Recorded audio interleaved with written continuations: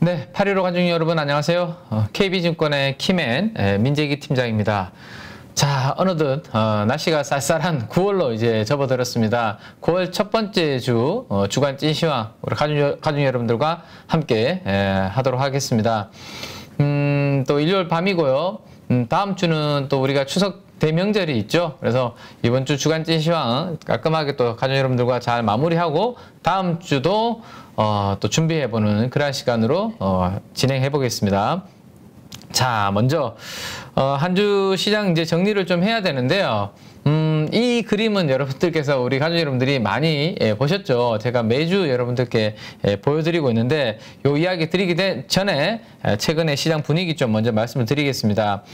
오늘 일요일 밤 8시인데 또 주말이 마음이 좀 무거우셨을 거예요. 미국 증시가 다시 또 1% 정도 하락하는 그런 흐름으로 마감이 되었기 때문에 마음이 다들 좀 불편하시고 무거우실 텐데 지금 이제 지난 8월 달에 잭슨홀 심포지엄 이후에 연준의 긴축 기조가 명확하게 지금 나타나고 있는 상황입니다. 그죠? 그래서 전반적으로 금리가 다 올라가는 그런 그림들이 나타나고 있죠.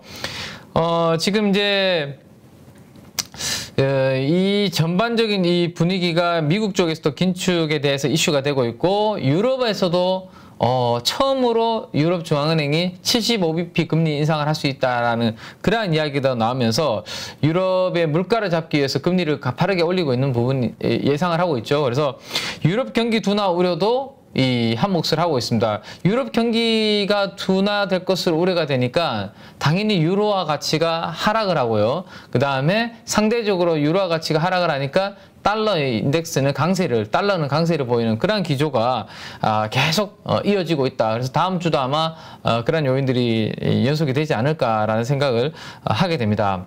그럼 이제 우리 시장은 어떻게 될 것인가? 우리 시장은 이번 주에 주 초반에 조금 반등을 하다가 주후반에 다시 밀리는 그런 모습이 나타났는데요.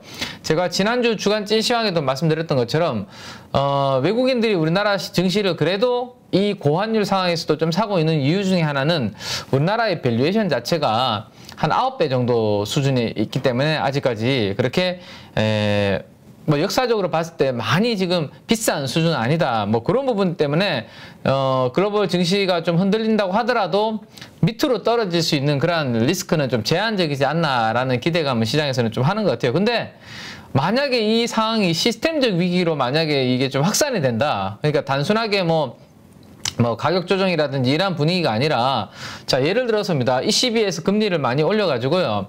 우리 과거에 피그스 국가들 있죠. 포르투갈이라든지 이탈리아, 그리스 뭐 이런 나라들의 그 불안감이 커진다. 그러니까 금리가 많이 튀고 있습니다. 10년물 금리가 전반적으로 지금 다 이들 국가들이 올라가고 있는데 그래서 뭔가 이슈가 생긴다. 그러니까 이탈리아 이야기를 많이 드렸습니다. 이탈리아가 이제 금리가 저렇게 많이 올라가면 국가가 조금 힘들어지는 은행들의 부채라든지 그다음에 이자를 내기가 허덕허덕해지고 그러면 뭔가 부실이 커지고 구멍이 생길 수 있는 그런 부분들의 말씀을 드렸는데요. 근데 지금 문제가 지금 다들 또 이탈리아에도 이번에 극우 정당이 자리를 잡았습니다. 그래서 이 포퓰리즘 이 정당들이 엄청나게 퍼주기를 하는 이런 부분들이 될까봐 좀 걱정스럽죠. 아무튼 그래서 유럽에서도 이런 분위기들이 만약에 악화돼서 유로화가 큰 폭으로 이렇게 하락하는 움직임들이 나타난다. 그러면 이제 우리나라가 아무리 밸류에이션이 9배 정도 수준에 있어서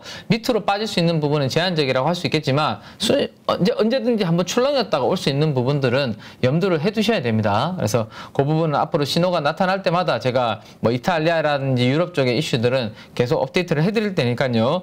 그 부분 염두에 두시고 대신에 하방 리스크는 어쨌든 그런 이슈들이 커지지 않는다면 제한적이긴 한데 위로 그러면 얼마나 지수가 올라갈 수 있을까? 이것 또한 제한적이지 않을까 싶네요.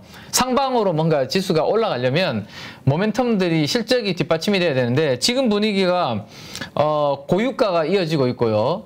그다음에 가스 가격도 그래도 지금 계속 높은 수준을 유지하고 있죠. 그래서 전반적으로 에너지 가격이 높은 상황이기 때문에 우리나라는 대부분 해외에서 에너지를 수입해 오고 있습니다. 근데 환율이 높죠. 그러다 보니까 무역 적자가, 그다음 반도체 수출이라도 높은 가격에 잘 되면 되는데, 그런 부분들도 뭐 IT 관련된 제품들의 판매가 주춤하면서 반도체에 대한 수요가 떨어지니까 수출은 많이 하는데 수입은, 그러니까 수입 금액은 많은데 수출이 적다 보니까 이게 무역 적자가 계속 발생을 하고 있는 거고요. 이러다 보니까 이제 전반적으로 우리나라 시가총액 상위 종목들이 수출 관련된 대형주로 구성이 되어 있는데 쉽지 않은 거죠. 이들이 움직여줘야 지수가 위로 팡팡팡 뚫고 올라갈 텐데 그게 안 되다 보니까 상방으로도 어느 정도 제한적인 부분을 생각하셔야 됩니다. 그래서 우리나라의 지수는 단기적으로 위로 올라가기도 어렵고, 그렇다고 밑으로 특별히 이러한 위험이 시스템적 위기로 커지지 않는다면 엄청나게 빠질 수 있는 그런 가능성도 제한적인, 그 정도 흐름으로 일단 보시고, 9월 달에 우리가 또 하나 이슈는 이제 연준의 그 양적 긴축이라고 하죠. QT. 연준의 양적 긴축이라는 QT. 이게 T가 뭐죠? 타이트닝입니다. 긴축한다라는 거죠. 그래서 이게 이제 규모 자체가 돈을 걷어들이는 이제 돈을 시중에 푸는 게 아니라 풀었던 돈들을 이제 은행 쪽으로, 연준 쪽으로 다시 이제 걷어들이는 부분이 규모가 확대가 되는 부분이 이제 9월 달에 시작이 되죠. 그래서 이렇게 돈을 푸는 게 아니라 돈을 쪼는 과정에서 금리가 올라가는 구간이기 때문에 뭐 주식시장은 쉽지 않은 환경입니다. 그래서 매크로와 관련된 이러한 이야기들을 제가 서두에 전반적으로 드린 이유는 9월 한 달 동안을 우리가 염두에 둘 때 역시 실적, 그죠? 뭐 실적이 좋아지고 성장하는 기업은 어쨌든 떨어질 때 덜 떨어지고 올라갈 때는 전고점을 뚫고 신고가를 가는 그림이 나올 거니까요. 그래서 실적과 밸류에이션이 그래도 부담스럽지 않은, 왜? 금리가 계속해서 올라가는 구간이잖아요. 제가 예전에 이제 그런 그림을 한번 보여드렸던 게 있습니다. 지금 그냥 한번 바로 보여드릴까요? 제가 사이트를 하나 열어서 하나 라이브로 이건 한번 보여드리면, 자, 퍼와 그 금리와의 관계를 이제 볼 수 있는 건데요. 퍼와 금리와의 관계를 볼 수 있는 건데 보여드리죠. 자, 우리가 이제 그 PER이라고 하죠. PER을 Price Earning 레이시오라고 합니다. 그렇죠? 그래서 이거를 이제 위키디피아라는 여기에 Price Earning Ratio PER을 입력을 해서 엔터를 누르면 이 PER에 어떻게 시장에서 밸류에이션은 평가를 받는지에 대해서 이렇게 표가 나옵니다. 자, 요 그림이 우리 가족 여러분들이 투자하실 때 앞으로도 투자하시는 내내 이 그림은 머릿속에 넣어두실 필요가 있습니다. 예전에 제가 한번 보여드렸던 그림인데요. 자, 다시 한번 설명을 드리면 9월 달에 금리가 올라가는 기조에서 왜 밸류에이션이 기업들을 내가 찾을 때 밸류에이션이 중요하냐라는 것을 한번 보여드리면, 자, 빨간색 그림이, 빨간색 그래프가 인터레스트 레이트라고 되어 있죠. 그냥 금리라고 생각하시면 됩니다. 빨간색 그래프가 금리. 그 다음에 파란색 그래프가 뭐죠? Price Earning Ratio. 이게 뭐죠? PER입니다. 자, 이게 금리와 그러니까 PER의 관계를 명확하게 보여주는 그림이라고 보시면 돼요. 자, 금리가 떨어질 때 한번 볼까요? 금리가 이렇게 떨어지는 구간에서, 자, 금리가 이렇게 하향하는 구간에서 PER은 얼마나 밸류에이션을 높게 받나요? 왼쪽 축으로 보시면 됩니다. 네.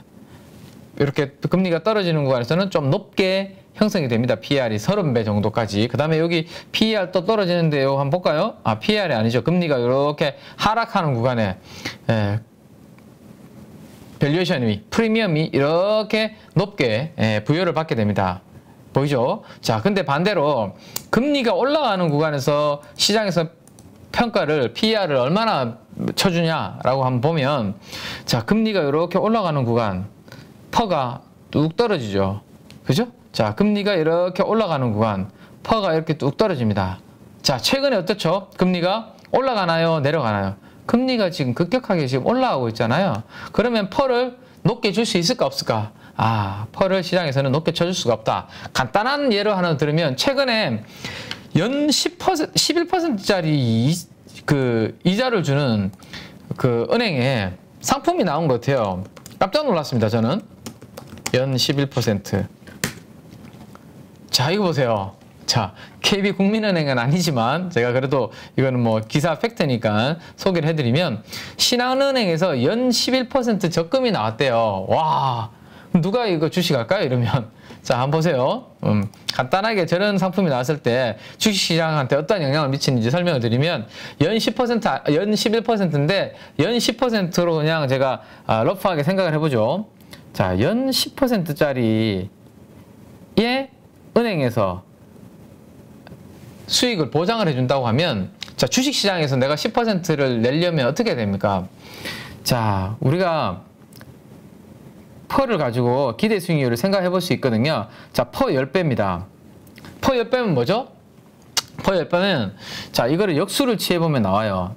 PER을 1로 나누면 그러면 퍼가 10배라고 했으니까 10분의 1 이렇게 되죠. 그러면 이거는 기대 수익률이 어떻게 되죠? 10%입니다. 자, 그러니까 시장의 퍼가 10배다. 그러면 내가 지금 주식시장에 투자해서 한 1년 뒤에 벌어들 수 있는 기대 수익률은 퍼분의 1이니까 10분의 1이니까 10배가 되는 겁니다. 10%가 되는 거예요. 자, 그러면 이 퍼가 5라고 한번 생각해 볼까요? 5. 그러면 분모가 어떻게 됩니까? 이거 5가 들어가는 거잖아요.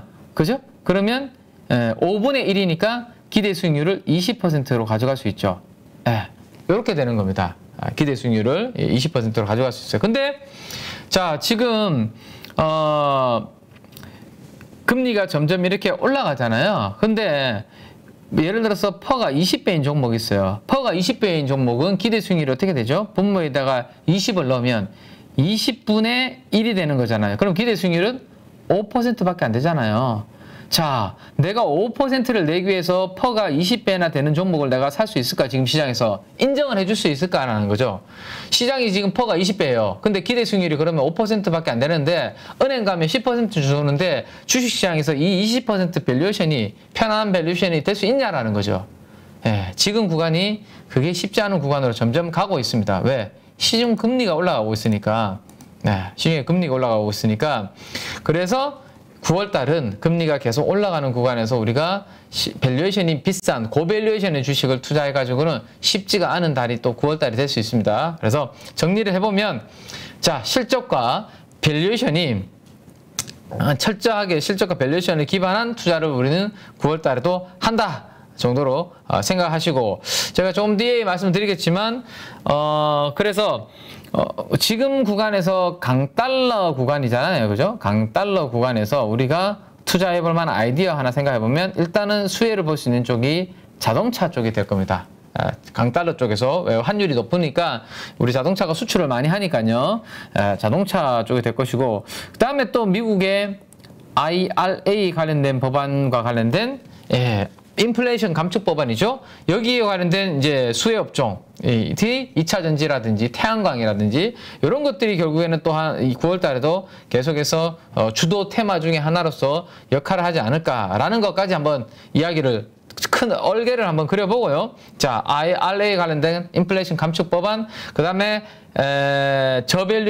밸류에이션이 비싸면 안 된다. 금리가 지금 계속 이제 9월 21일 FOMC 회의를 앞두고 금리가 올라갈 거기 때문에 밸류에이션이 그런 고밸류에이션의 시장에서 지금 인정을 안 해준다라고 말씀드렸죠. 그래서 저밸류인 종목, 그 다음에 실적이 좀 잘 나올 수 있는 종목, 여기에다가 좀 강달러, 우리나라 원화 환율이 지금 계속 올라가고 있는데 이러한 강달러에 어느 정도 그래도 피해를 입지 않고 수혜를 좀 볼 수 있는 기업, 이 정도가 우리 9월 달에 투자할 수 있는 그런 바운드리 정도 생각을 하시면 되지 않을까 싶네요. 자, 일단 9월 달에 전체적인 얼개를 한번 그려봤고요. 그럼 지금부터 자, 그럼 주식하기 내가 좀 편안한 환경인가 아니면 지금 주식하기 참 어려운 환경인가, 그 부분에 대해서 까지 여러분들한테 설명을 좀 드리도록 하겠습니다.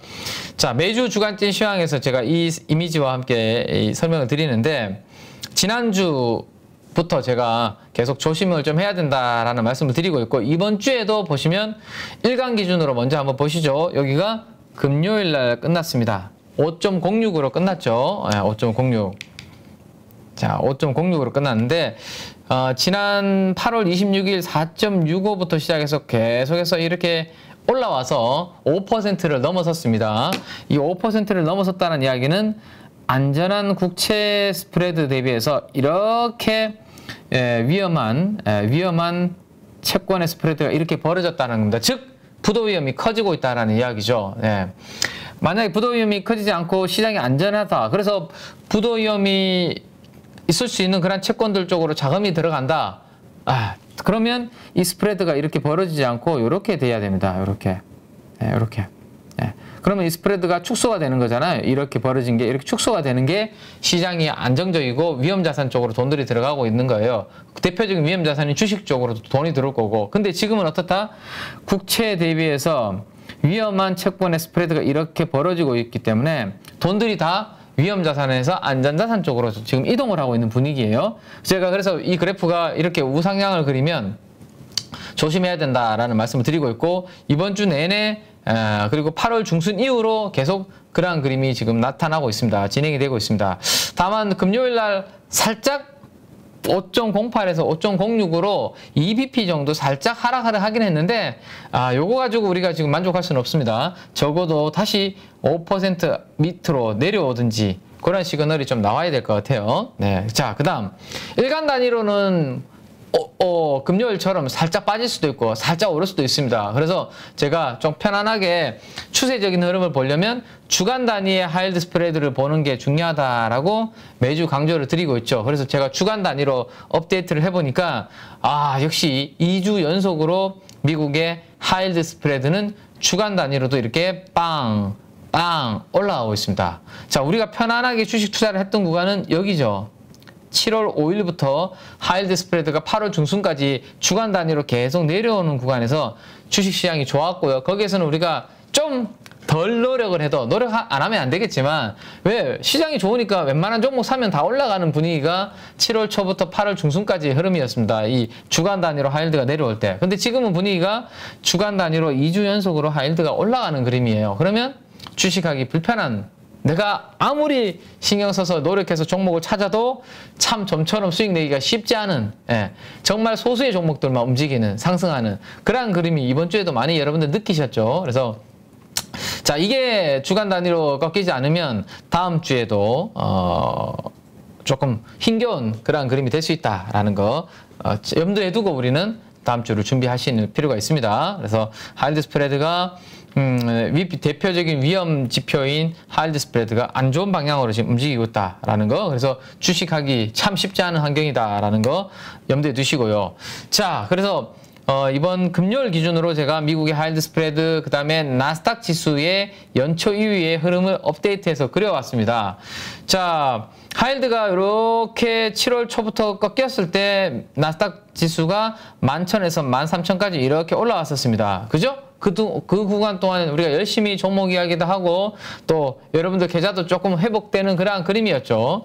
근데 지금 8월 중순 이후부터 보시면 다시 하이힐드가 지금 위로 올라가고 5%를 뚫었잖아요. 그러면 나스닥이 어떻게 되나요, 지금? 나스닥이 다시 지금 11,000대까지 지금 급격하게 지금 조정을 받고 떨어지고 있습니다. 그래서 그러면 나스닥 지수, 대표적인 그냥 나스닥을 가지고 제가 말씀드리는 거고요.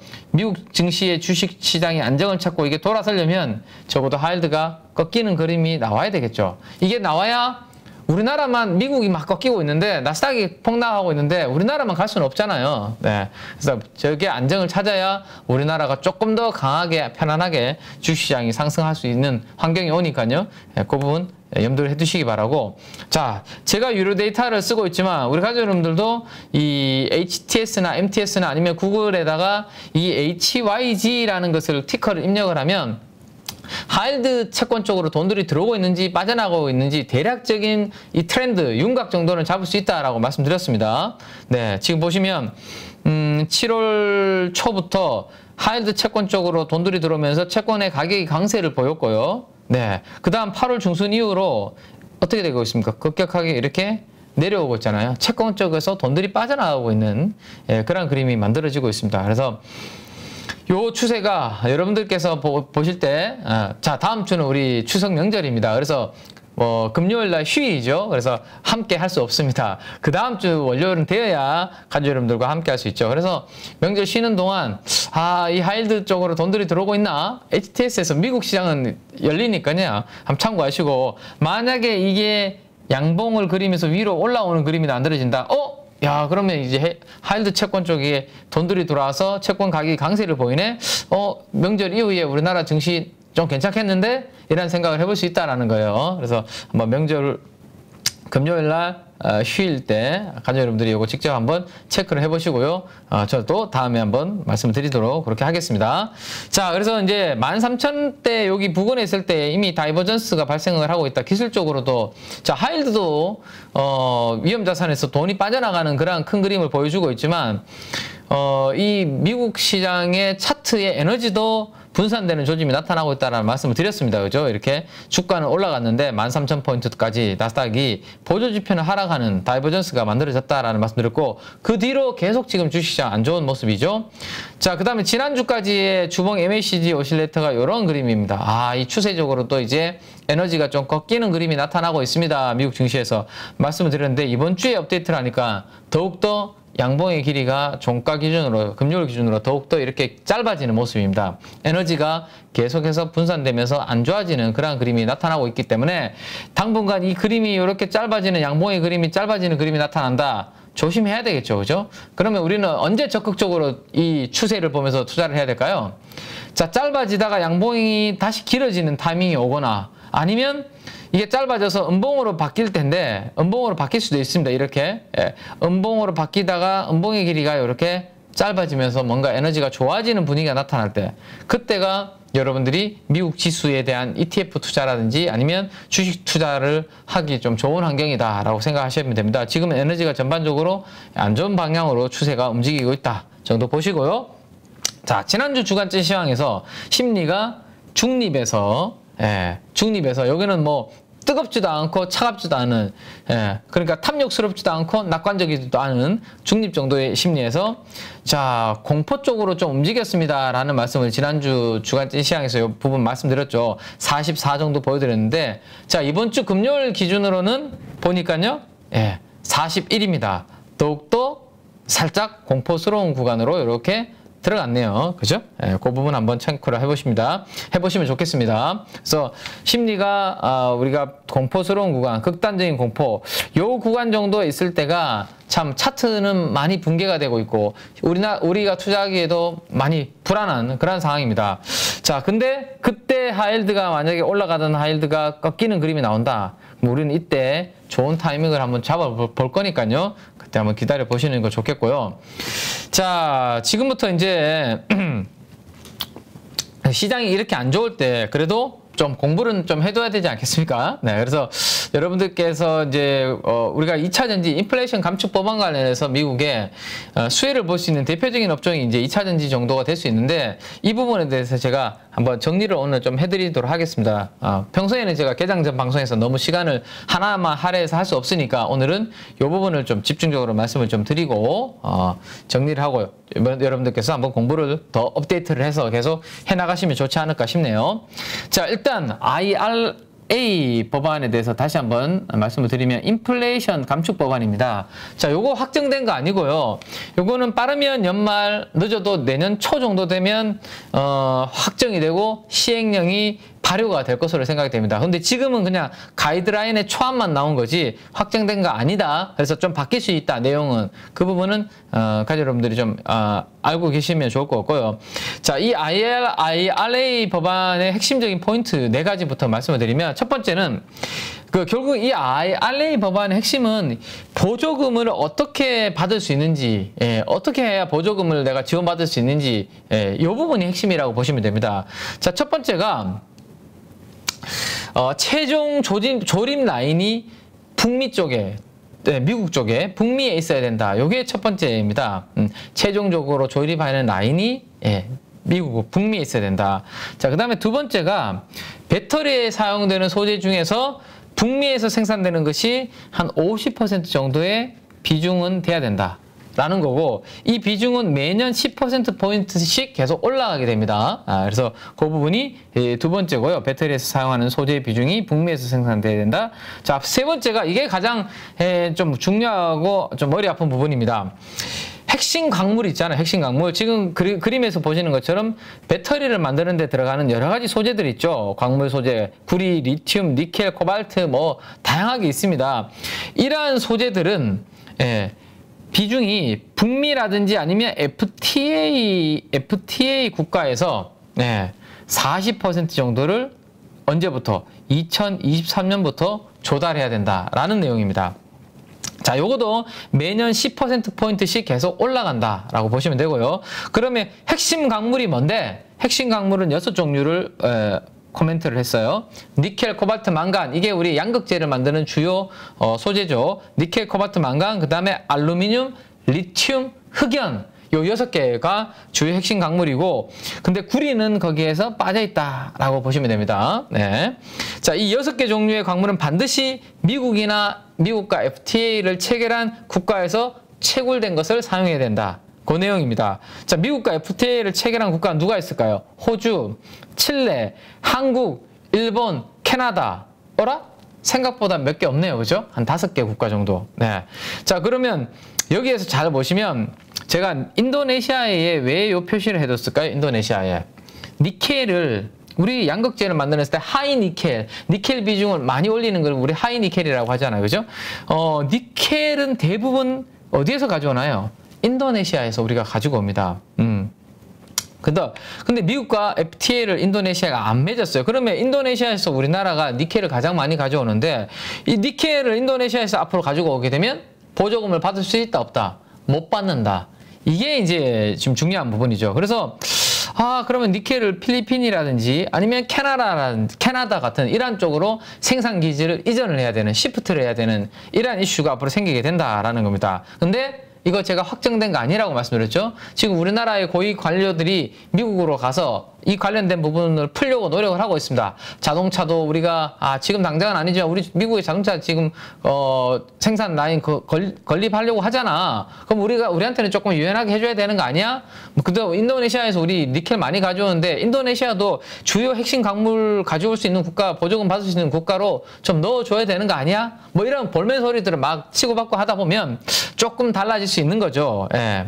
그래서 180일 동안의 의견 수렴 과정을 거쳐가지고 현장에서 막 현업에서 이거 말도 안 된다라는 이야기를 하면 좀 완화될 수 있는 부분이 있습니다. 그래서 인도네시아가 추가가 되면 다행이고 그게 안 되면 다른 국가로 우리가 다변화를 해야 되는 부분이 있습니다. 그래서 빠르면 조금 전에 말씀드렸던 것처럼 올해 말 늦어도 내년 초에 다시 한번 구체화돼서 확정이 될 거기 때문에 그게 시행령이 이제 확정이 되면 무조건 따라야 됩니다. 그래서 그 되기 전에 빠르게 좀 움직여줘야 되지 않을까 싶고요. 자, 아무튼 그 내용이 있고, 자, 네 번째는 뭐냐면 요거는 뭐 제재사항 정도로 보셔도 되는데요.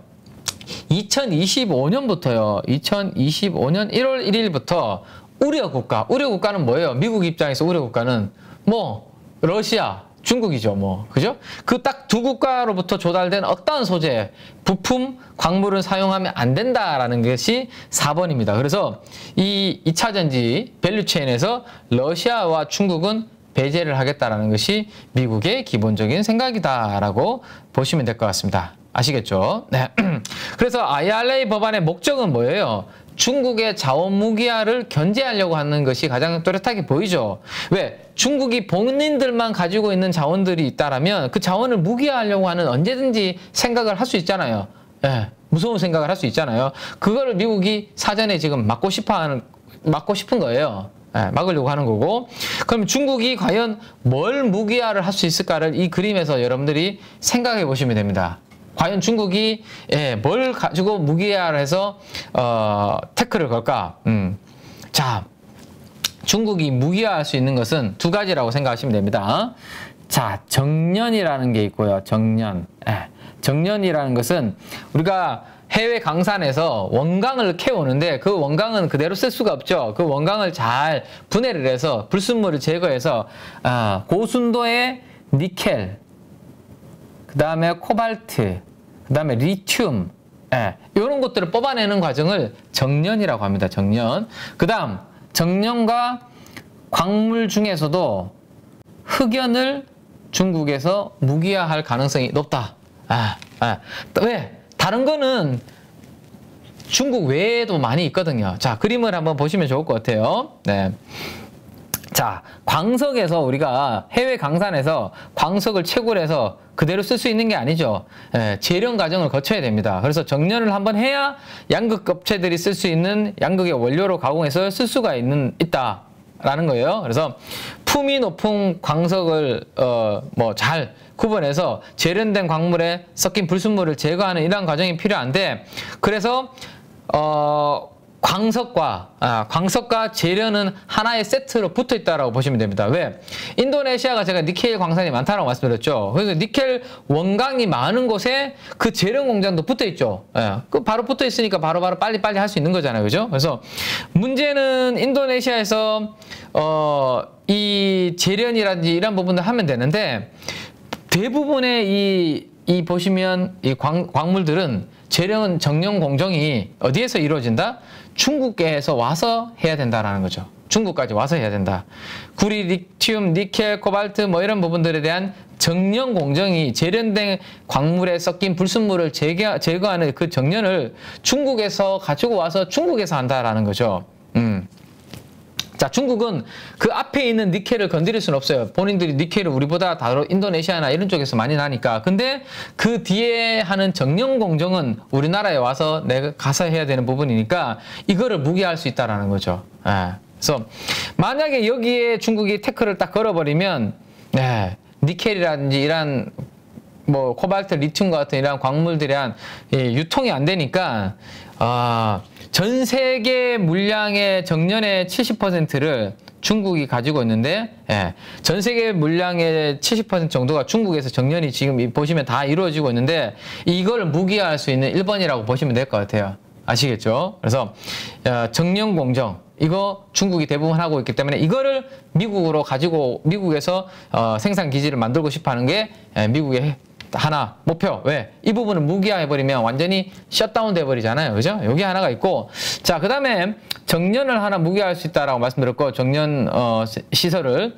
그 다음 광물 중에서는 흑연이라고 제가 말씀드렸는데, 흑연은 중국 지역에서 거의 글로벌의 80%, 90%가 중국에서 나옵니다. 흑연이. 그러니까 수출을 딱 중국이 금지시켜버리면 어떻게 될까요? 전 세계의 흑연을 가지고 음극재를 만드는데 음극재 공장이 원활하게 돌아가지 못하는 그런 환경이 만들어지겠죠. 그래서 지금 정령과 흑연 같은 이 부분은 미국에서 아마 중국이 무기할 수 있는 부분이기 때문에 절대로 이거는 180일 이후라도 아마 풀어주지 않는 그런 부분이 될 것 같아요. 그죠? 그래서 북미 쪽으로 공장을 이전시키려는 그런 부분들이 있을 거다. 라고 보시면 됩니다. 그래서 정령 공장은 이제 미국에 이제 짓거나 이전하면 될 거고요. 흑연은 자원 자체가 중국에서 대부분 있는 게 문제겠죠. 그럼 이걸 어떻게 해야 될까요?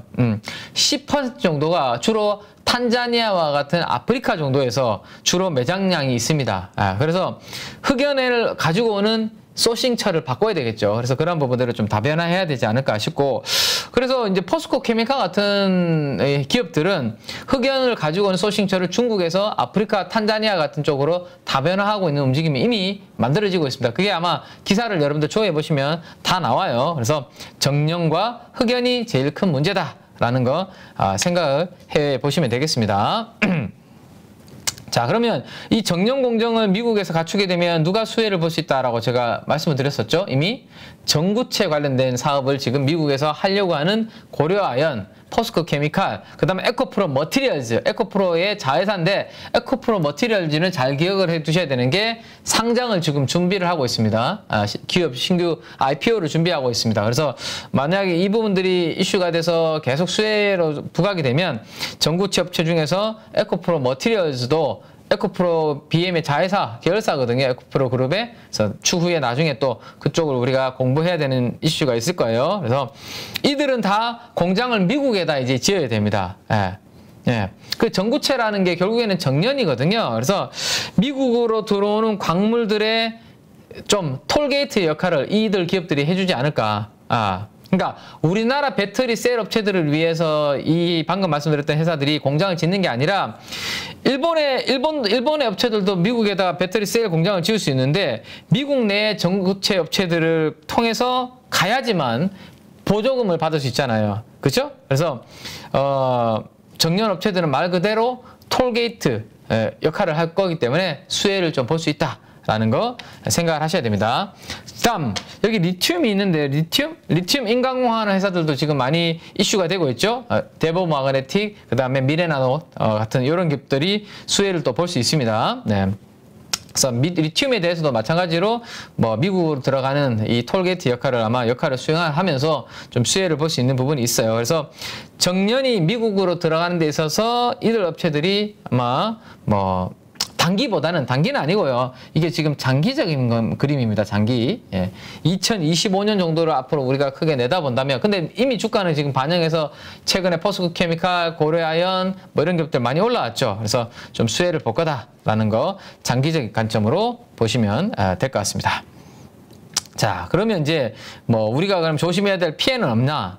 IRA 관련해서 우리가 조금 약간 내줘야 되는 부분이 있죠. CATL이 IRA 법안 딱 발표되고 난 다음에 유럽에 100기가와트시의 투자 발표를 합니다.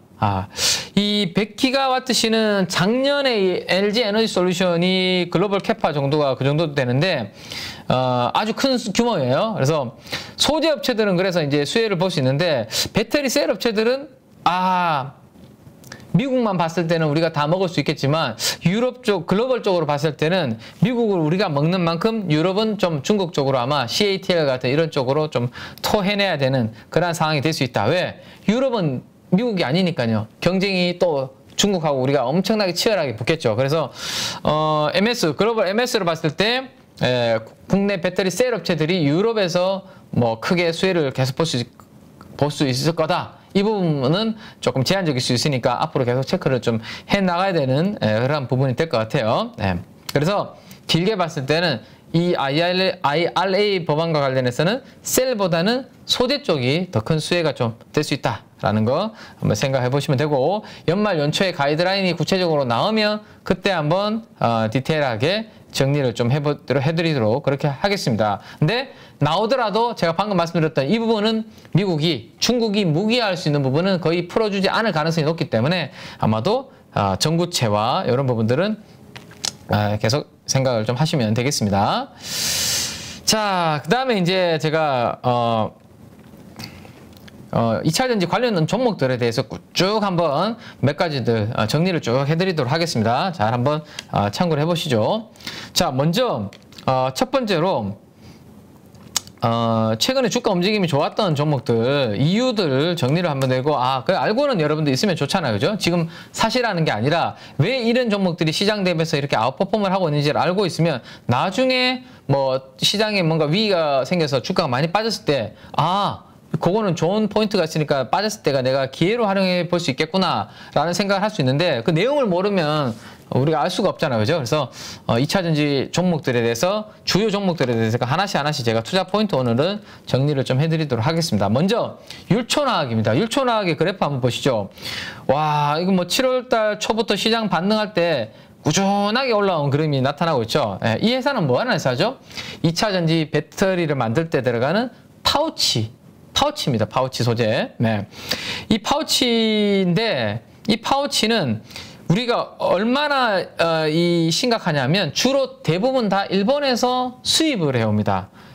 이번에 쇼와덴코인가요? DMP 뭐 이런 기업들이 거의 글로벌 시장을 과점을 하고 있기 때문에 만약에 왜 그래서 이 파우치에 대해서 중요하게 생각하고 있냐면 배터리 업체들이 일본에 우리가 한 번씩 지진이 만들어지잖아요. 지진이 발생을 하잖아요. 그죠? 그래서 지진이 만약에 발생했어. 근데 일본에서 우리가 대부분 이 파우치 시장을 과점하고 있는데 일본이 지진이 났네? 공장이 셧다운 됐네? 그러면 어떻게 될까요?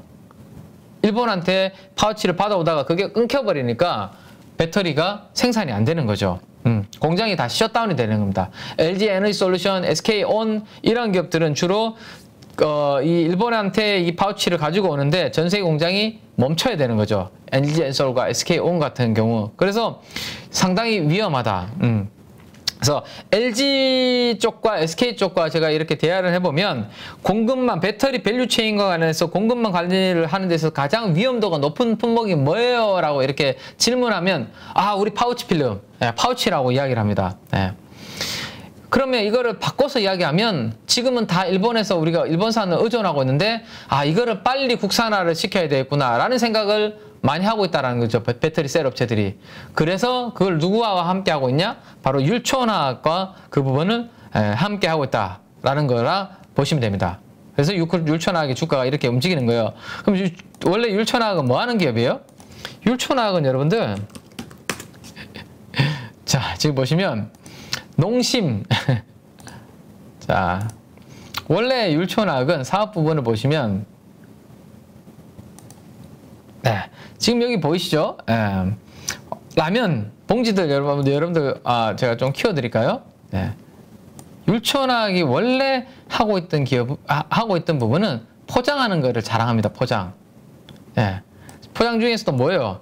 농심 신라면 있죠? 노구리 있죠? 라면 포장 회사로 많이 알고 있죠. 그래서 포장하는 기업인데 본업이 아니라 지금 주가가 움직이는 것은 이 파우치 필름 국산화 관련된 부분이 이슈다라고 보시면 되겠습니다.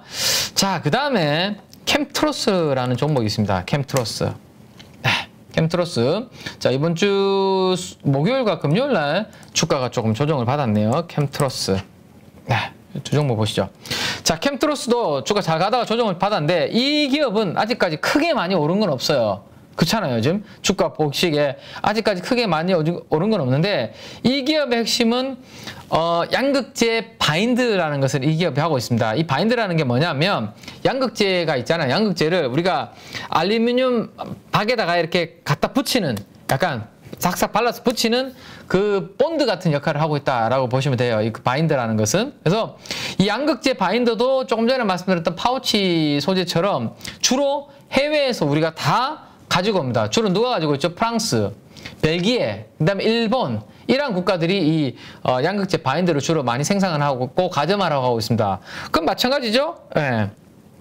이것도 국산화를 해야 되겠죠. 예. 우리가 해외에서 주로 다 수입을 해오다 보니까. 근데 공급망 관리 측면에서 아까 파우치보다는 덜하죠. 왜? 파우치는 주로 일본에서 대부분 이제 가지고 있는데 이 그 양극재 바인더 같은 경우는 일본, 프랑스, 벨기에처럼 조금 약간 그래도 분산이 되어 있잖아요. 그래서 상대적으로 덜하긴 한데 그래도 우리나라 업체들이 이걸 안 하고 있으니까 방금 말씀드렸던 그러한 나라들한테 끌려다닐 수밖에 없죠. 야, 우리 양극재 바인더 안 주면 너희들 어떡할 건데? 야, 단가 올려. 그럼 우린 질질 끌려다니게 되죠. 그러다 보니까 이 부분도 국산을 하려고 노력을 하고 있고 유일하게 국내에서 지금 국산화를 하고 있는 기업이 바로 양극재 바인더 쪽에서는 캠트로스라고 보시면 됩니다. PVDF라는 소재. 그래서 양극재 바인더를 하는 기업으로서 율촌화학이 걸어갔던 그러한 그 스토리를 이 캠트로스도 국산화 이슈로 인해서 좀 만들어가지 않을까라는 거 한번 생각해 보시면 될 것 같아요. 그래서 단기적으로 실적은 뭐 크진 않지만 결국에는 긴 그림에서 이 양극재 바인더를 국산화한다면 이 부분이 계속 커지는 그림이 되지 않을까 정도 생각을 해보시면 되겠습니다.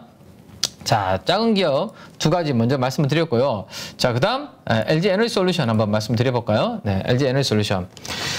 자, LG 에너지 솔루션은 제가 이야기를 워낙 많이 들었기 때문에 가족 여러분들 잘 아실 겁니다. 그죠? 혼다, 그 다음에 르노, 그 다음에 스텔란티스 이러한 기업들과의 증설 모멘텀이 계약을 만약에 하게 되면 증설 모멘텀이 생길 것이고 그럼 증설을 하게 되면 실적에 대한 추정치가 올라갈 것이고 실적 추정치가 올라가면 밸류에이션이 조금 부담이 완화가 되니까 그래서 주가는 올라가는 그런 메커니즘이 될 거다라는 이야기를 계속 해드렸습니다. 그래서 어제 같은 안 좋은 시장에서도 이 LG 에너지 솔루션의 신고가를 기록하는 그런 그림이 되었잖아요. 그죠? 그래서 정리를 좀 그냥 간단하게만 LG 에너지 솔루션 해드리면 혼다, 르노, 스텔란티스로부터 신규 오더를 받으면 신규 증설을 할 거고 그렇게 되면 애널리스트 분들의 실적 추정치가 올라갈 거고 분모인 실적 추정치가 올라가게 되면 밸류에이션이 싸지는 효과가 있다. 그래서 이 부분이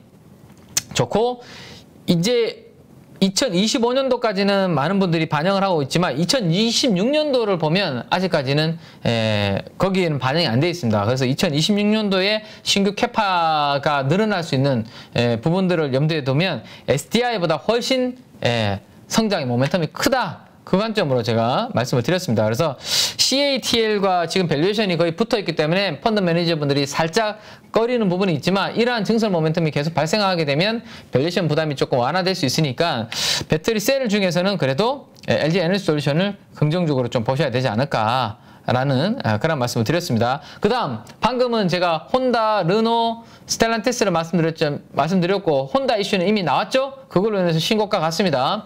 자, 이제 남아있는 것은 르노와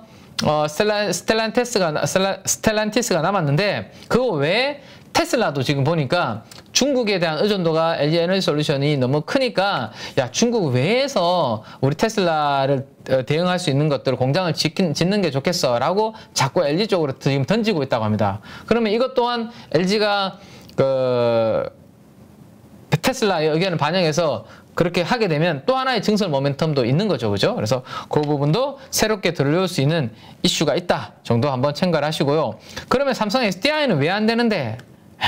라고 하시면 상대적인 메리트에서 좀 비교 우위에서 조금 떨어진다라는 말씀을 드리고 싶어요. 밸류에이션은 LG 에너지솔루션보다 훨씬 더 부담이 없습니다. 싸죠. 싼데 거의 절반 정도도 채 안 할 거예요. 밸류에이션이. 그런데 문제는 이 밸류에이션만 놓고 보기에는 사기에는 주식이 재미가 없는 거죠. 뭔가 성장하는 움직임이 있어야 되는데 안전한 거를 사가지고는 주식시장에서 그렇게 돈 벌기가 쉽지 않습니다. 그렇죠? 그래서 좀 상대적으로 재미가 없는데 그래도 SDI를 가지고 계신 분들 입장에서 하반기에 기대를 만한 모멘텀이 하나가 있다면 7월 달에 천안에 46파이라는 배터리를 지금 공장을 지금 증설을 했는데 자 SDI가 46파이 배터리 자 여기 이런 거 있잖아요. 그죠? 기사 나오고 있죠. 삼성 SDI가 하고 있는 새로운 배터리입니다. 지름 46mm의 중대형 원통형 배터리 46파이라고 합니다. 왜냐하면 가로가 46인 건 맞는데 높이가 80이 아니에요. 그러다 보니까 4680이라고 표현을 안 쓰고 46파이라고 씁니다. 왜? 120짜리도 있거든요, 높이가. 그래서 46파이라는 용어를 쓰고 있다라는 거 생각하시고 국내 천안에다가 설비 입고를 7월부터 시작을 했습니다. 7월부터 시작했고 올해 말 가면 아마 라인 세팅, 설비 세팅 끝내고 양산을 시작할 수 있는 환경을 만들 것 같아요. 그러면 양산하기 전에 고객을 먼저 확보해야 될 건 아니에요. 그죠? 고객도 없는데 그 양산 라인 돌릴 수는 없을 거 아니에요. 그래서 지금 최근에 분위기를 살펴보니까 그래서 고객을 따내기 확보하기 위해서 엄청나게 지금 영업을 많이 하고 있다는 이야기가 있고 지금 제일 유력한 곳은 BMW 쪽이라고 이야기가 지금 나오고 있습니다.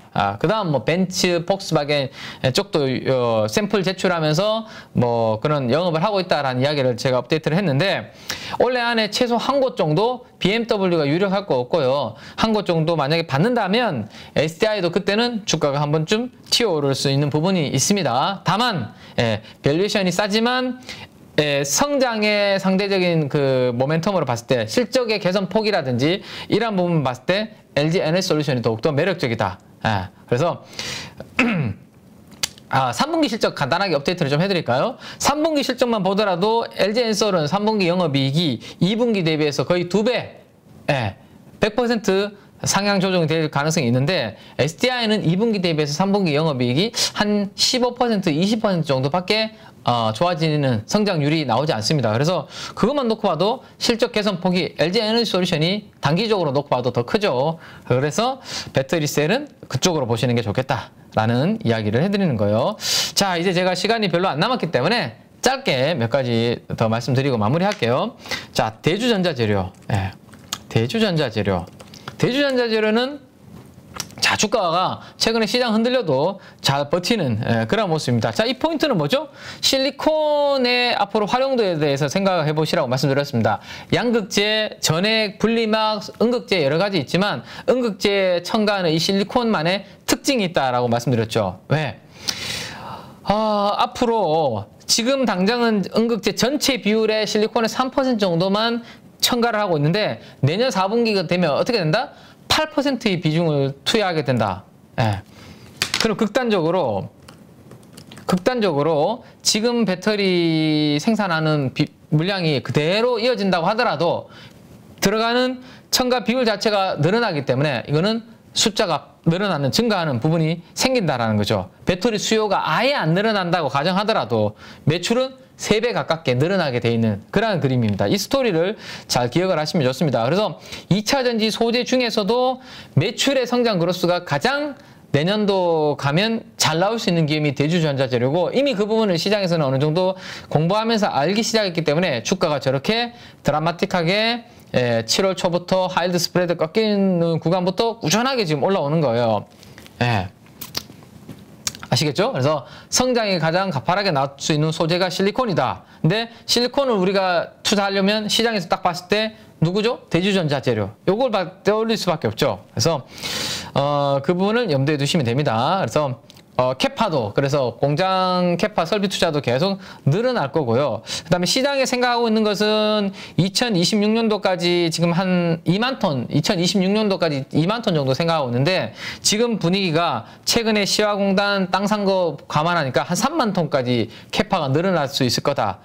거기까지 지금 이야기가 나오고 있습니다. 그래서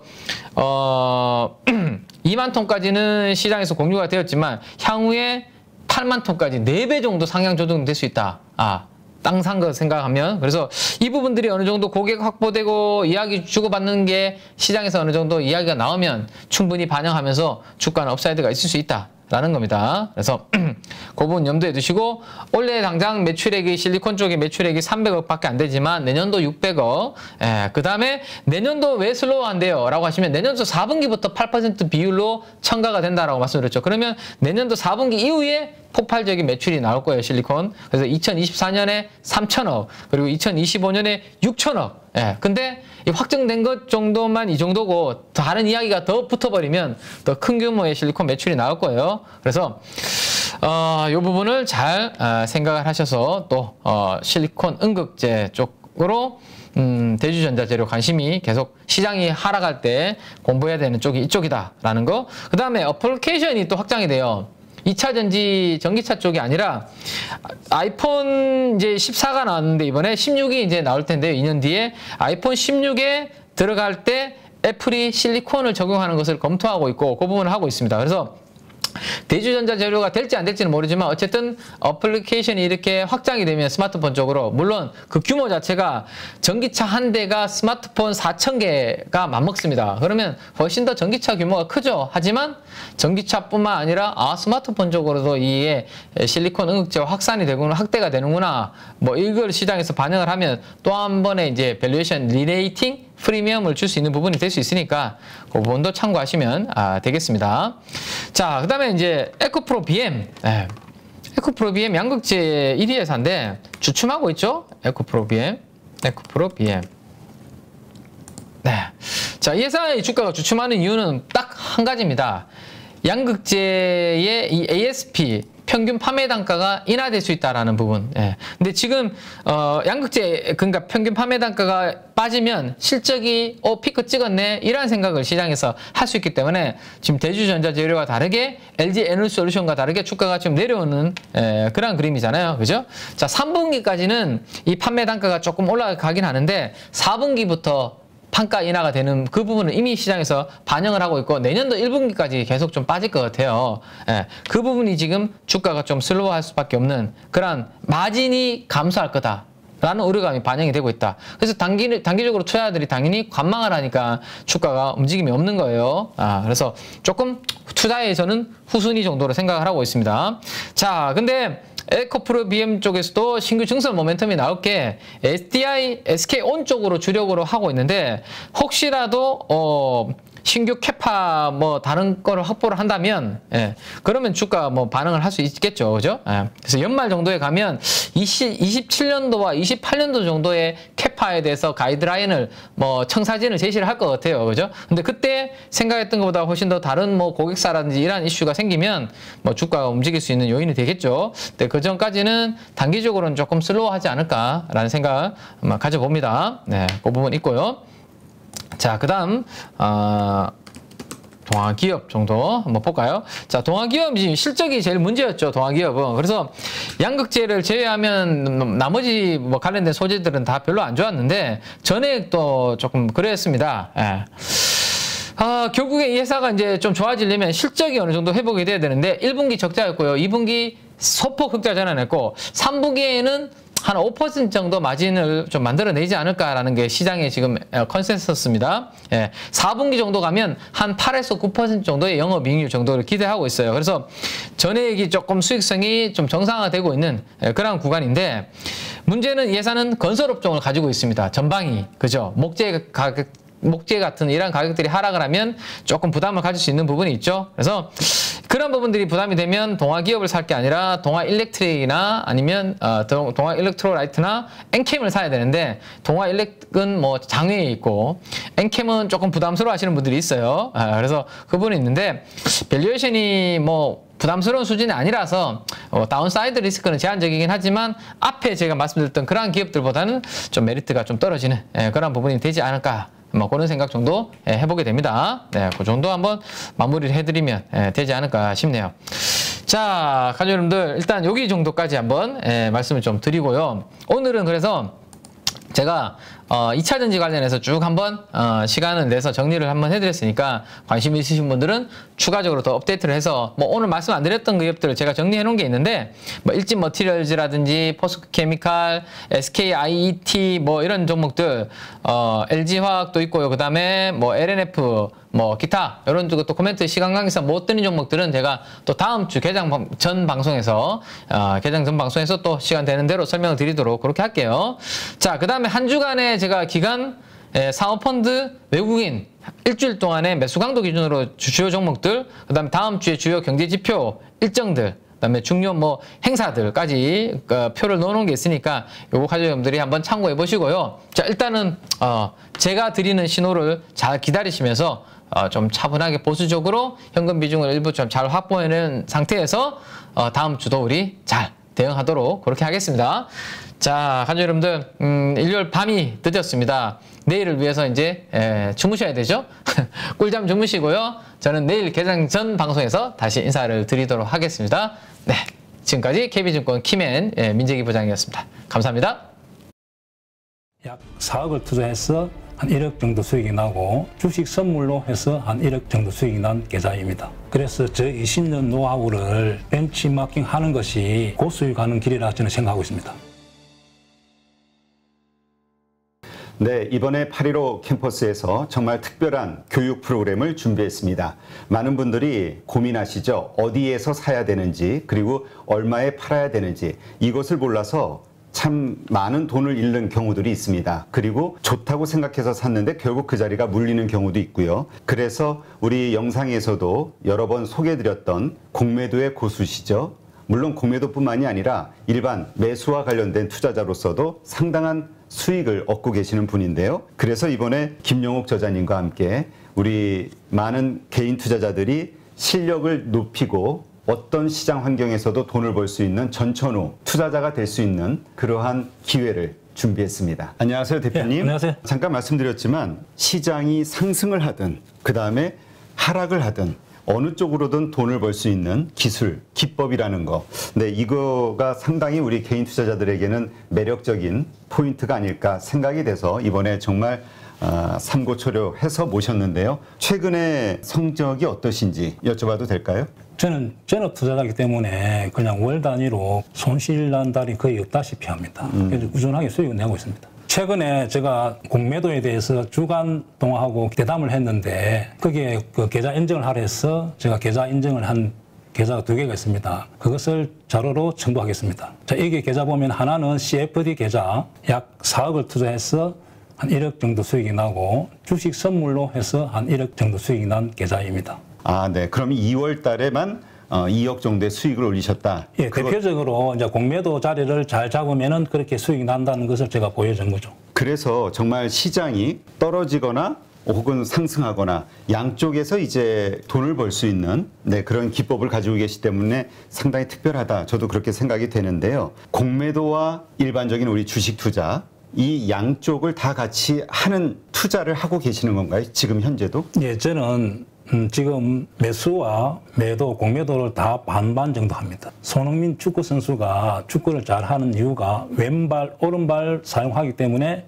축구를 잘합니다. 제가 좀 주식의 차트를 잘 보는 이유도 공매도를 오래 했기 때문에 매도 자리가 정확하게 보입니다. 왜냐하면 저는 매도 포지션을 하기 때문에 반대로 또 매수 자리도 잘 보입니다. 결국 공매도와 매수는 제가 다음에 기회가 되면 설명하겠지만은 밀접한 연관이 있습니다. 그래서 일반 투자자들도 쉽게 배우면은 성률이 한 90% 정도 나올 수 있도록 교육을 할 수 있습니다. 공매도를 활용해서 오히려 사야 되는 자리들을 알 수 있는 거잖아요. 네, 이러한 것과 관련된 기법들은 어떤 것들이 있나요? 간단하게 4가지 기법을 저도 실제 매매를 해서 이제 검증한 기법인데, 강남 나이트 기법이라고, 우리 땅은 강남이 최고 좋잖아요. 그렇죠. 차트상에서도 그런 강남 자리가 성률이 한 80%, 90% 오는 자리가 있고, 신고가 자리. 네. 또 하나는 급락에서 턴, 그 다음에 윗꼬리 거래 극강 기법이라고 4가지 기법을 통해서 매수로서는 충분히 개인들이 수익을 낼 수 있습니다. 또 공매도 자리는 2군데, 저점에서 공매도 자리, 고점에서 공매도 자리 2군데만 배우더라도 충분히 개인들도 적용해서 수익을 낼 수가 있습니다. 네. 네. 그런데 많은 분들이 또 오해하실 수 있는 게, 공매도에 대해서는 워낙 이미지가 안 좋기 때문에, 그러니까 개인 투자자들이 희생을, 그 외국인과 기관의 어떤 불공정한 공매도로 인해서 희생을 받는다라고 생각을 하는 피해의식을 가지고 있는 분들도 있거든요.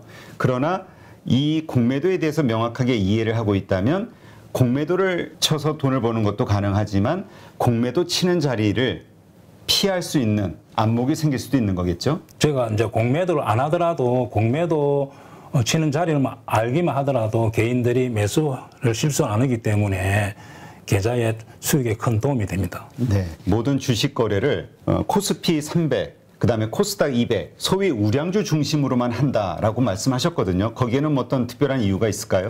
예, 제가 이제 20년 동안 전업 투자하면서 개별 종목, 이제 테마주와 잡주들을 매매하다 보니까 럭비공처럼 어떻게 튈지를 예측을 할 수가 없습니다. 그래서 운에 맡기는 매매를 많이 했다는 거죠. 네. 그래서 우리가 개인 투자자들이 그런 매매를 많이 해서 어떤 경우는 수익 났다가 손실 났다가 그 결과를 알 수가 없기 때문에 손실이 많이 납니다. 따라서 우량주 위주로 하다 보면은 예측이 가능합니다. 네. 이 차트상에서 상승 차트가 보이고 하락 차트가 보인다는 거죠.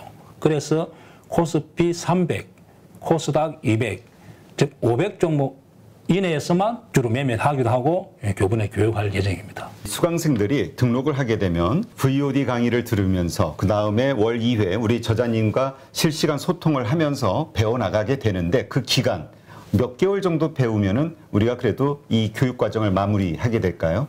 저랑 단기 교육을 받고 저 매매하는 거와 여러분들 매매했던 교육생들 같이 피드백을 받아야만 실력이 좋아지고 결과가 좋게 나온다 봅니다. 그래서 한 12개월 정도 교육을 마치면은 회원들의 한 90% 정도가 수익을 날 수 있도록 그런 교육생을 제가 만들고 싶습니다.